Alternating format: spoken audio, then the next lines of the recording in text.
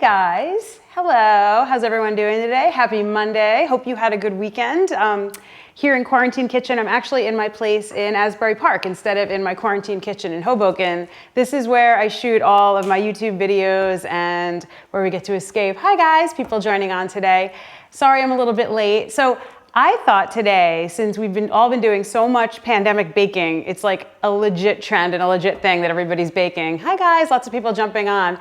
I would share a really easy DIY granola recipe with you today. So all you need, like I posted about earlier in my story and in my Facebook group, really all you need is some oatmeal. Probably you've got some oatmeal somewhere in your cabinet. If not, that's a really easy one, to pick up. So the thing that's really cool about making your own oatmeal, you can make it healthier because you can use less sugar, you can use less fat, you can season it however you want, and it is so much cheaper than regular oatmeal. I mean, a regular bag of oatmeal is like, I don't know, if you get the gourmet kind, it can be like $8 or $9 for a little tiny one like this. And I'm gonna show you how to make some for yourself in less than a half an hour with a handful of ingredients. So much healthier, it's gonna taste amazing, and it's gonna be a lot cheaper. So the first thing you need to do is just get a big bowl out, and you need to start with a little bit of oil. The oil is what's gonna help crisp the granola up. And there are a couple of different options you can use here. I'm starting with a little bit of coconut oil just because I like that coconut vibe and flavor with my granola. So you could start with some coconut oil if you want. If you don't have coconut oil, you could just use regular old vegetable oil or canola oil. You could use something neutral like avocado oil.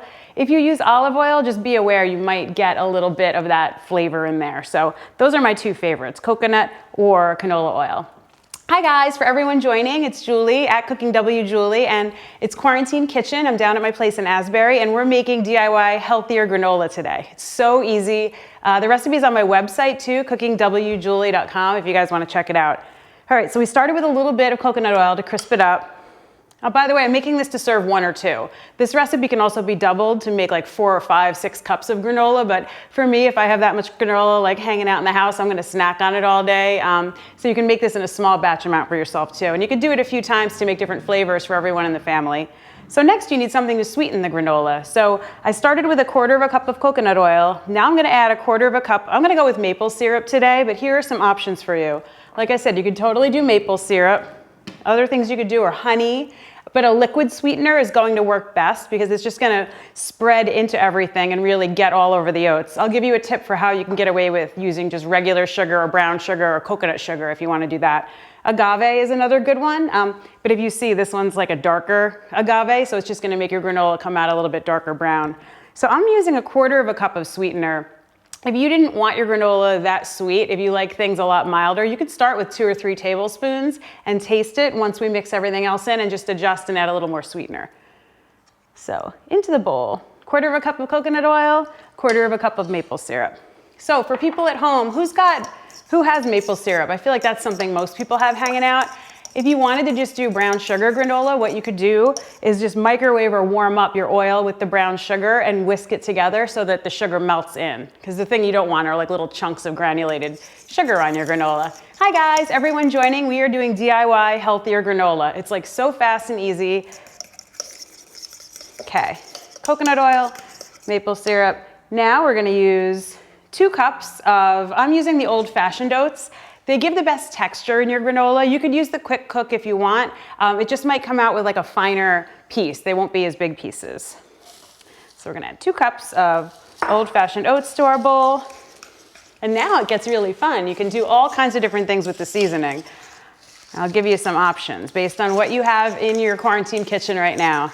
I've been baking a lot. We're running out of everything lately. Okay, so I like to add a little bit of vanilla extract. You could add almond extract if you're going for an almond sort of a granola. I'm gonna add 1/2 teaspoon here. Then stir that in. Now it comes to spices. So since I did maple, I'm feeling like a pumpkin pie spice kind of a vibe. Do you guys use this spice? It's one of my total favorites. Pumpkin pie spice. It basically has cinnamon, nutmeg, ginger, like all that yummy fall vibe that you like that goes so well with maple. You could use dried ginger here. You could use just straight cinnamon if you wanted to do that. Ginger would be really nice with honey. You could do like a honey ginger almond kind of a thing. And I'm gonna tell you later about how to add nuts and dried fruit and things too. Hi guys, lots of people jumping on now. Okay. Next up, seasoning wise, so important, you guys, and any baking recipe. If you guys are digging around online right now, looking up things to bake, like a new cookie recipe or a new muffin or anything like that, make sure that recipe has some salt in it. That's like a total tip of mine when you're doing any baking. Everything tastes better with a little bit of salt. So if you see a recipe, or if you're like redoing grandma's favorite cookie recipe and there's no salt in it, add just a little bit and I guarantee it's not gonna taste salty, it's just gonna enhance all the flavors. I'm gonna add a little bit of salt. Okay, so here's an option for you. I'm not gonna do this in mine right now because I'm going with the whole maple pumpkin pie spice vibe, but if you wanted to do like a chocolate kind of granola, you could think about adding a little bit of cocoa powder here, or you could even add some peanut butter or almond butter to this mix if you wanted to give that kind of nuttiness to your granola.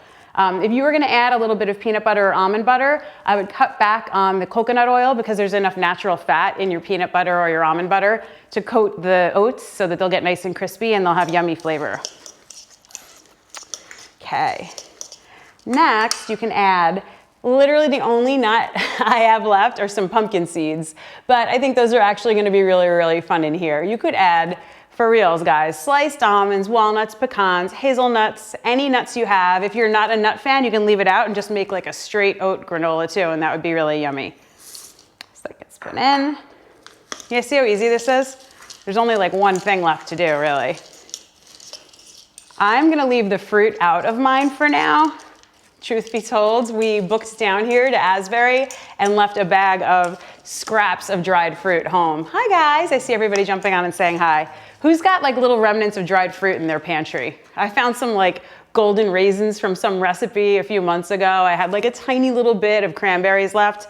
If you wanted to put dried fruit in your granola, you could add it now. And here's a tip for you. If you find some dried fruit that's like old and really dried up and looks like it's like past its prime, you can actually plump it back up. You just put it in a bowl with a little bit of hot water over it. Just pour some like water, like if you're making tea, or warm it up in the microwave, and the dried fruit will absorb some of that water and give it that moisture back. So anyway, you don't have to do that, but if you're gonna, since we're gonna be baking our granola, it's a good idea to make sure your fruit isn't too dried out before it goes into the oven.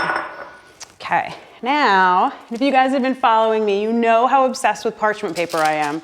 And the reason why I'm using that here, just like I was saying I do with roasted veggies and a lot of other recipes, parchment paper makes a totally nonstick surface. It's gonna absorb some of the moisture as this cooks in the oven, and it's easiest cleanup ever. The granola will literally come right off the parchment paper, throw the paper out, and you're good to go.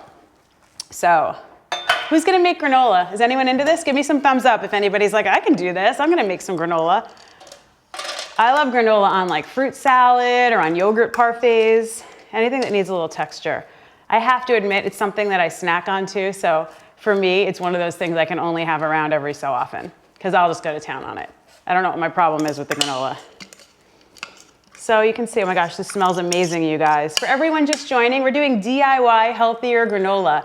And I always post these episodes of Quarantine Kitchen after, so if you guys check out my IGTV and my YouTube channel and even my Facebook group, it's Cooking W Julie on Instagram and on YouTube. All my prior episodes are up there too. I did things like how to make soup with anything, how to make grain bowls. I did how to make 4 different dips with Greek yogurt, all serving 1 or 2. These are all really fast, easy hack recipes that I'm sharing with everybody to kind of get through our current quarantine kitchen situation. So you see, I spread it out. I actually deliberately left it clumped together like this, because what we're going to do is put it in the oven at 350 for about 20 minutes or so. But what you want to do halfway through is stir it. And here's a tip for you. I'm not going to make you guys hang out with me. I love you all, but I'm sure you have things to do. You don't want to wait for 10 minutes while the granola bakes.